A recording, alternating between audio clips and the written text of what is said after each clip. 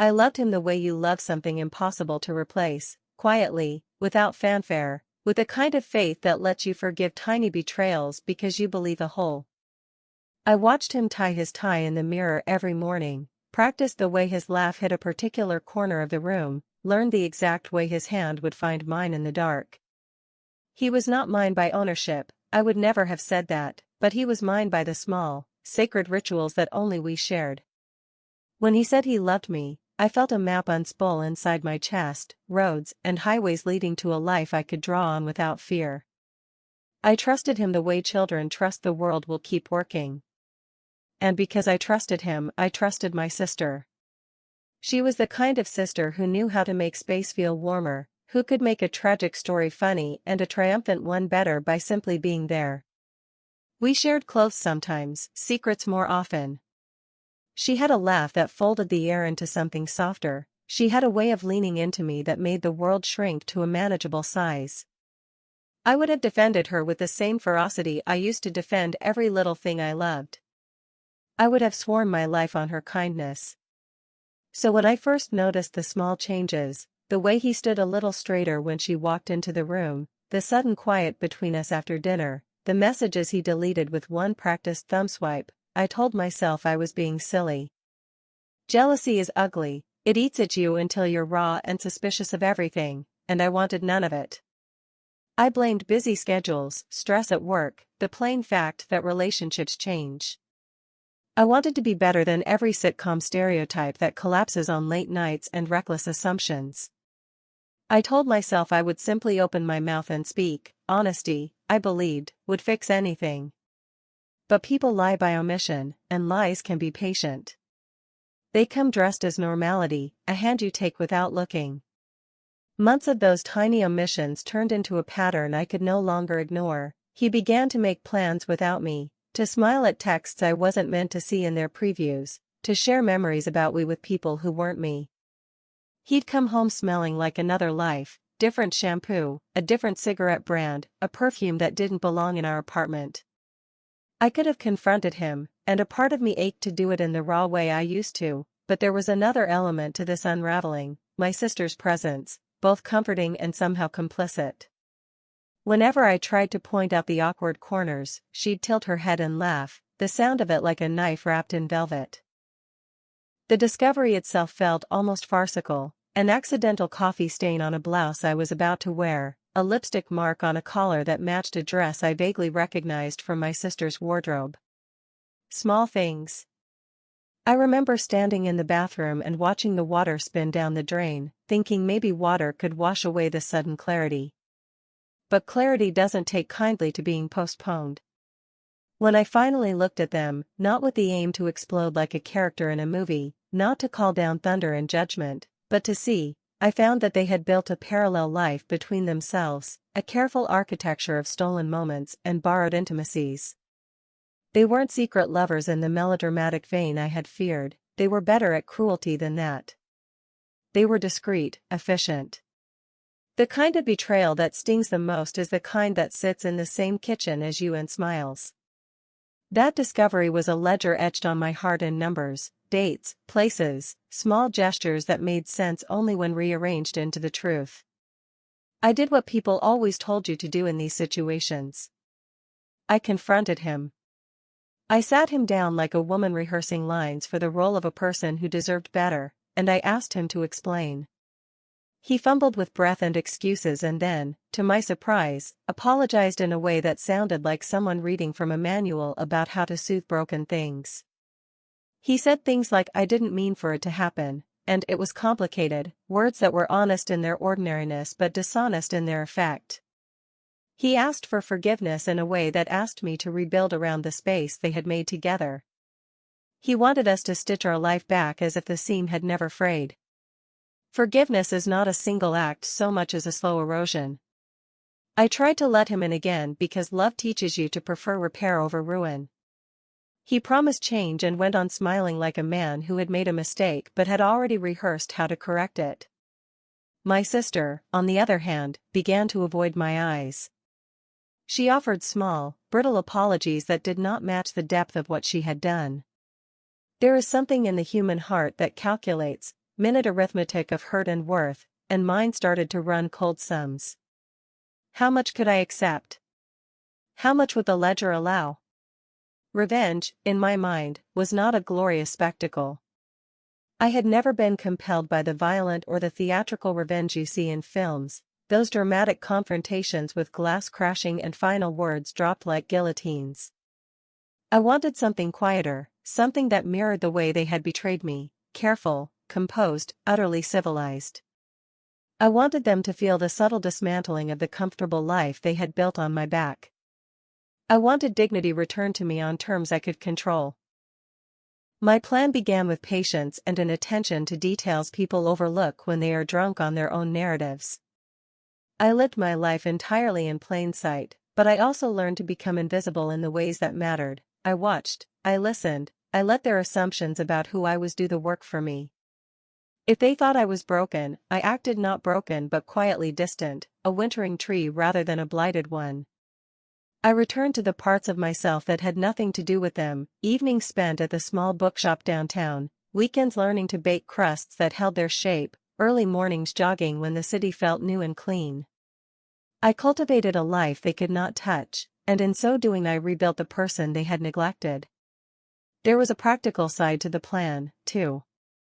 I began to take care of my finances in a way I never had.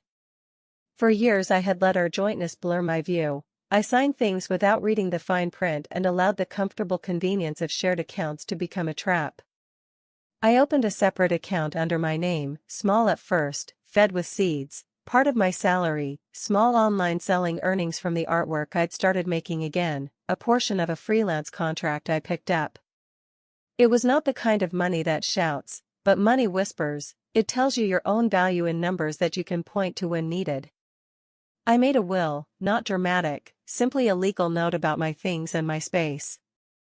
I updated my passwords and put locks on the parts of myself that should never have been shared in the first place. There were other, more social moves that felt almost theatrical in their simplicity. I reconnected with friends who had drifted away when life had gotten comfortable, the ones who ask honest questions and expect honest answers. I accepted invitations I would have declined. I started saying yes to opportunities at work that meant more responsibility and more visibility. Slowly, like water finding the seams of stone, I carved out a life that had texture and weight outside of the two people who had tried to make me small. All the while, I kept my face even. I showed up at family events, I smiled where smiles were demanded, I ran into them with the same casual affection I used to possess. They mistook my calm for weakness, and I let them. If anger and drama were what they expected, my quiet dismantling would be its own kind of fury, a methodical removal of their safety net. I learned to be patient like a clock. Clocks are unsentimental about hurt, they keep ticking until they are used for something else, and then they tick on. There was a particular advantage to being underestimated. People make careless choices when they think the person they hurt will do nothing at all. My sister assumed I would pack and leave. He calculated my inertia as a kind of acceptance. They were wrong. Underestimation gave me space to move in ways they would not see coming. So I began to plant seeds in places that mattered to them. Every step was a thought-out decision, small acts of reclamation that together built a structure strong enough to hold my independence. The first tangible shift came at a dinner we all attended, a mutual friend's engagement celebration where everything had been curated to appear lush and flawless. My sister arrived with her new smile, the one that didn't quite reach her eyes, and he was there with the practiced charm that used to be mine. I listened to them talk, soaking up the banalities of small talk, the way they flitted around the room like small birds. In the weeks leading up to that evening I had done something most people wouldn't think to do. I started making connections with people who could make a difference in my world. Not vindictive alliances, but practical ones, a colleague who chaired a board I had wanted to be part of, a local gallery owner who liked quiet, personal work, a writer who knew how to place a story in the right hands.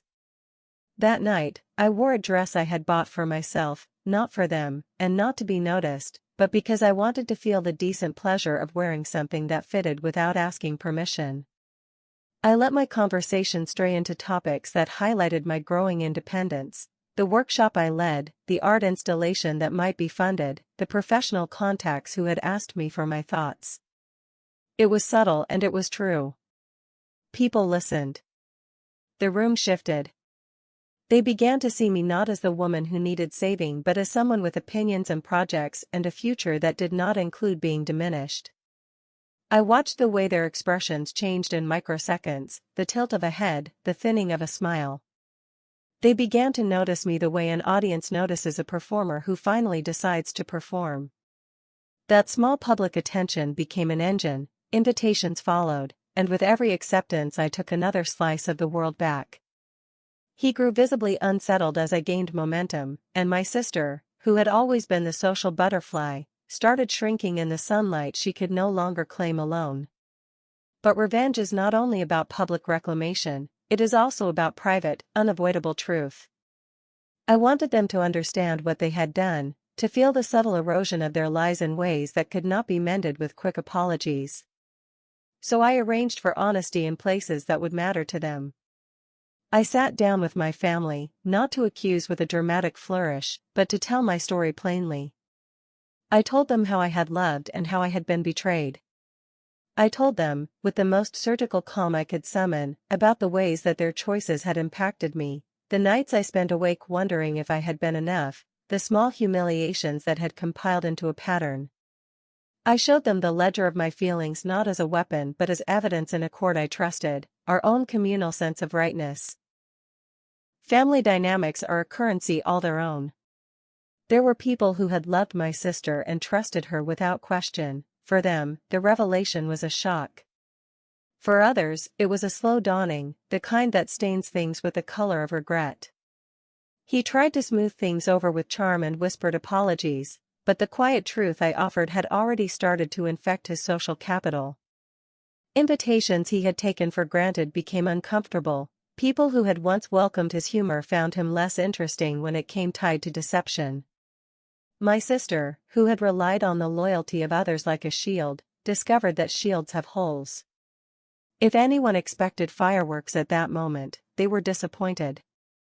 There was no dramatic confrontation, no shouting matches or midnight phone calls that would later be turned into cautionary tales. My retribution did not mirror their betrayal with equal nastiness. Instead, it dismantled the wasteful infrastructure they had built on my pain. They lost the casual benefits of their deceit, the easy dinners with friends who took sides without thinking, the loans given with a laugh, the sympathy that once leaned toward them as default. Their life, which had been lubricated by secrecy, became creaky and awkward in the bright light of plain facts. I will not pretend this was painless. The edges of recovery always ache. There were nights when the absence of what I had lost felt like a physical hollow. I missed the soft way our furniture fit together, the little rituals of domestic sharedness. There was grief in letting go of the shared stories, the ones that felt like proof that our life had been true. But grief is not the same as weakness. It is a teacher, and I learned to befriend it. I learned how to sleep alone without feeling lessened. I learned how to occupy spaces I had once shared without constantly expecting to find someone there. He tried to come back in one particularly clumsy attempt. He left a note, the kind people leave when they want to appear thoughtful, full of platitudes about mistakes and growth. He wrote as if pen and paper could stitch seams that had been stress-tested by dishonesty. I folded the note and put it aside. It felt dishonest to reply. If forgiveness was going to be offered, it had to be earned in toil and transparency. It could not be given as a blanket over a life built partly on someone else's heart. My sister, too, attempted small rituals of penance, phone calls, awkward dinners, a text that read "I miss you" and nothing more. She appeared contrite in ways that did not touch the larger problem. She had chosen to enter into a deception that hurt the people she loved. I accepted that she would have to live with her choices and that time, not my admonitions, would teach her the consequences. I stepped away in the way one steps away from a cliff edge, knowing the ground had shifted beneath me and that it was better to go forward than to cling to something that had been weakened. There is a peculiar satisfaction in reclaiming yourself that is quieter than revenge but more lasting. When the first gallery accepted my work and hung it where strangers could see, I felt a small, fierce joy that had nothing to do with them. When I was offered a place on a project that required trust and competence, my chest swelled not with triumph but with recognition that I had the power to redirect my story. People began to refer to me by my achievements, not by my heartbreak. The shift was subtle but absolute. It is the difference between being the subject of someone else's story and the author of your own. They watched as the world accepted me anew. Some of the people who had gathered to celebrate them began to see me as someone who could not be dismissed. That was my victory, not to humiliate them in front of everyone, but to live in the open in ways they could not intrude upon. Their secret life, once shimmering with the thrill of theft, was drained of glamour by the steady, ordinary life I rebuilt. I do not say all this to boast. Revenge is an ugly word if you think it must be cruel. I prefer to think of what I did as reclamation. I took back the parts of my life that had been unconsciously handed over, and I reallocated them to myself with deliberate affection. I learned to set boundaries with a firmness that felt like kindness to my future self. I discovered pleasures I had forgotten, the small indulgence of buying a plant and watching it take root on my windowsill, the Sunday morning spent reading papers at the kitchen table with no one else's coffee to consider, the hum of friends who counted me as an equal. Time, which had once felt like a threat, the unending calendar of reminders of what I had lost, became my ally. Wounds scar over when you tend them, they do not disappear, but they become integrated into the terrain of living. I started to date again, not out of rebellion but out of curiosity. Those early attempts at connection were clumsy and polite and sometimes painfully awkward, but they were mine. I felt a fierce tenderness for the younger version of myself who had loved with both hands open and had been surprised when one of those hands hurt her. I forgave her for being too trusting and taught her to be more exacting with her affections. There was a point, months later, when I saw them together in a place where strangers met under polite lights, and I felt none of the heat that had once lodged in my throat. They looked smaller than I had imagined, ordinary in a way that made their past glories seem comical. I felt a pang, the brief echo of something once wanted, and then it passed like a cloud. In its place was a calm satisfaction that they could no longer be the primary story of my life. I could have told you earlier that revenge tastes like triumph, that it is sweet and cleansing. The truth is messier. What I experienced was a slow clearing, the kind that comes when you tidy a room and find objects you had forgotten. You owned. My revenge was not revenge so much as a reclamation of space, a making of room for new and better things. I did not set out to punish as much as to reassert. I sought no triumphant final word. I wanted, simply, to be a woman who could look at her reflection and know she had not been hollowed out. In the end, the most radical thing I did was to choose myself daily. That choice felt like a series of small, stubborn acts, refusing to accept casual apologies without change, saying no to invites that compromised my peace, investing my time and energy in projects that helped me grow, and learning to believe in my worth regardless of another's regard. The satisfaction I felt was not a shouted victory but a quiet, consistent presence. It was the sound of a life being rebuilt with competent hands. They learned the hard lesson that deceit corrodes more than relationships. It erodes trust in ways that cannot be casually mended. My sister learned it the day a mutual friend asked her with sad, steady eyes why she had done it. My ex learned it when professional opportunities he presumed would be open to him became closed because people remembered the pattern of his choices. Both of them had to live with the consequences of choosing the easy comfort of a secret over the harder, more honorable path of honesty. Maybe the cruelest irony was that the life they thought they were gaining by stealing from me ended up being the life I had worked toward all along, only better. I reclaimed my time, my dignity, and my name. I found that the act of rebuilding myself was not a punishment but an education in who I was when not defined by someone else's affection. I learned how to be reliable for myself, to nourish the parts that had been starved by trust given without reciprocity. If you ask me whether I would forgive them someday, I cannot give a simple answer. Forgiveness is not a destination but a direction. It can be offered when genuine remorse is demonstrated, when patterns of behavior change and responsibility is taken with honesty rather than self-serving platitudes. I am open to the possibility of forgiveness, but it would be a careful, discerning thing, not an easy absolution but a recognition that people can learn and become better versions of themselves. For now, I am content with the life I have rebuilt, small triumphs and all. The house is mine in a different way, the light in the morning feels like a gift, and the nights are full of the quiet hum of work and friends and plants thriving on the sill. I meet myself in the mirror and sometimes I smile, because I remember the road that led me here and the steady resolve that got me through. I do not revel in their misfortune, I simply live in the truth of my own choices. That, more than anything, is the revenge that mattered, the unglamorous, lasting proof that I could survive being betrayed and emerge with more of myself than I had before. I once believed revenge had to end with some dramatic flourish, a moment where everything was laid bare in a way that left no room for ambiguity. What I discovered instead was that it's not a climax but a continuation, a quiet current that reshapes your life until one day you notice the banks of the river are different, the water running clearer. After I had exposed their betrayal and started reclaiming myself, I realized the true measure of my revenge wasn't in seeing them fall, but in watching myself rise into a version of me they could no longer touch. I kept building on the life I had started to piece together, brick by brick. My career blossomed in ways I hadn't anticipated. An idea I once sketched on paper became the foundation for a project that caught the attention of people far beyond my small circle.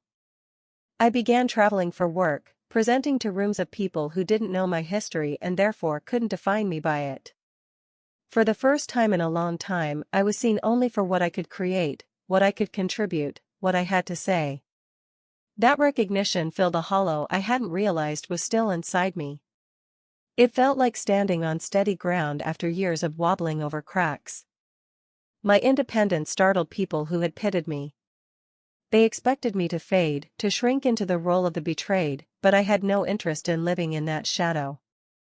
Friends who once apologized for not being around enough began to seek me out more often, not to console me but to share in the energy I now carried. I became the friend they called for advice, the person they confided in when their own relationships faltered. I learned that strength is contagious, and I was proud to offer it.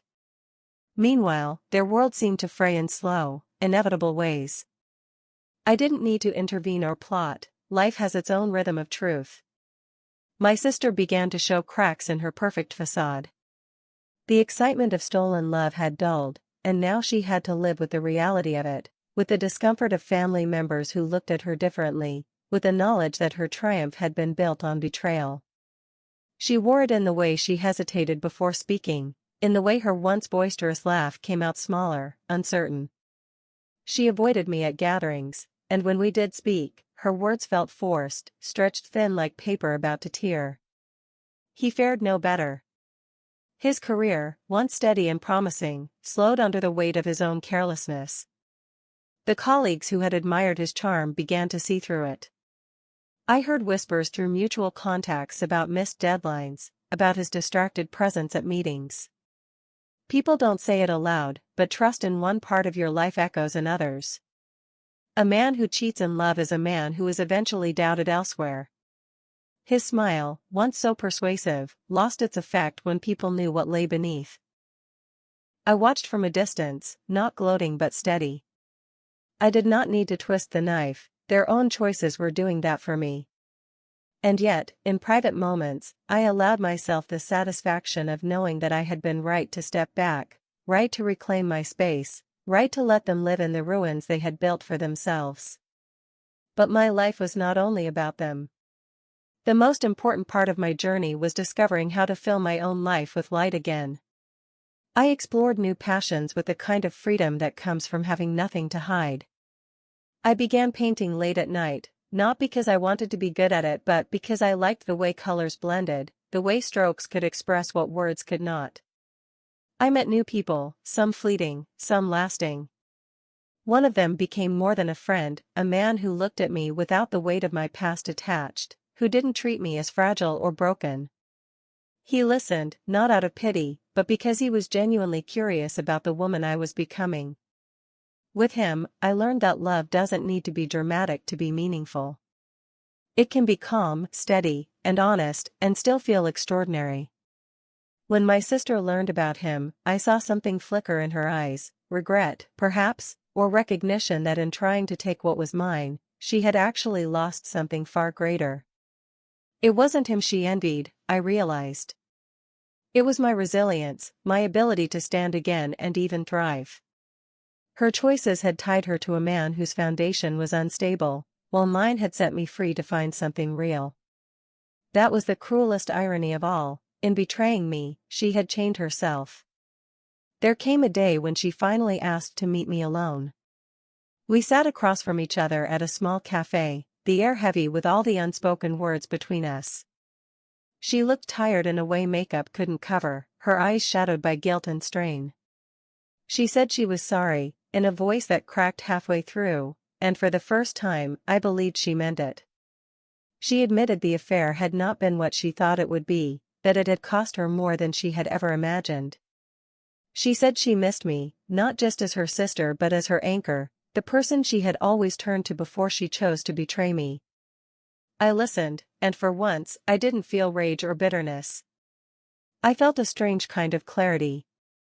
I told her I didn't hate her, but I couldn't give her the closeness we once had. Trust, once broken, does not return in its original form. It becomes something else, cautious, distant, careful. I wished her peace, but I also wished her the lessons she needed to grow from her choices. I wasn't cruel, I was simply honest. As for him, our paths crossed less and less. On the rare occasions we did meet, he tried to make small talk, as though we were simply old acquaintances catching up. But there was a hollowness in his words, a discomfort that clung to him. He knew I had seen him at his weakest, at his most dishonest. And that knowledge weighed on him far more than anything I could say. My silence was heavier than accusations. Years passed, and with them came more changes. My work grew into something I could truly be proud of, a career that had my name firmly attached to it. My home became a sanctuary, filled with little reminders of the life I had chosen for myself, shelves stacked with books, plants that thrived in sunlight, photographs of travels that had nothing to do with the past. My days were not perfect, but they were mine. I never forgot what happened, but I no longer lived in its shadow.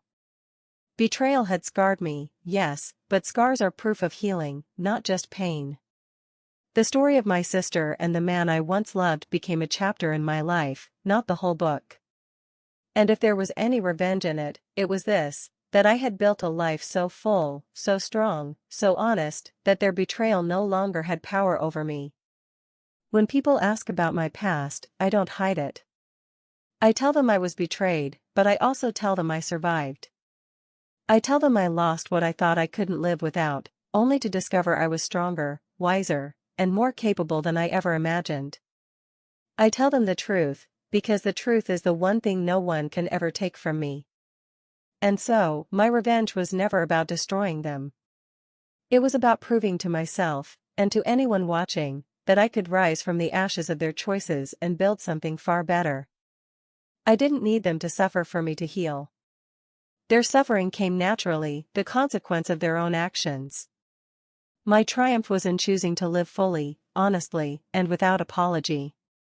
In the end, I won not by taking anything from them, but by reclaiming everything they thought I had lost. And that is the sweetest revenge of all.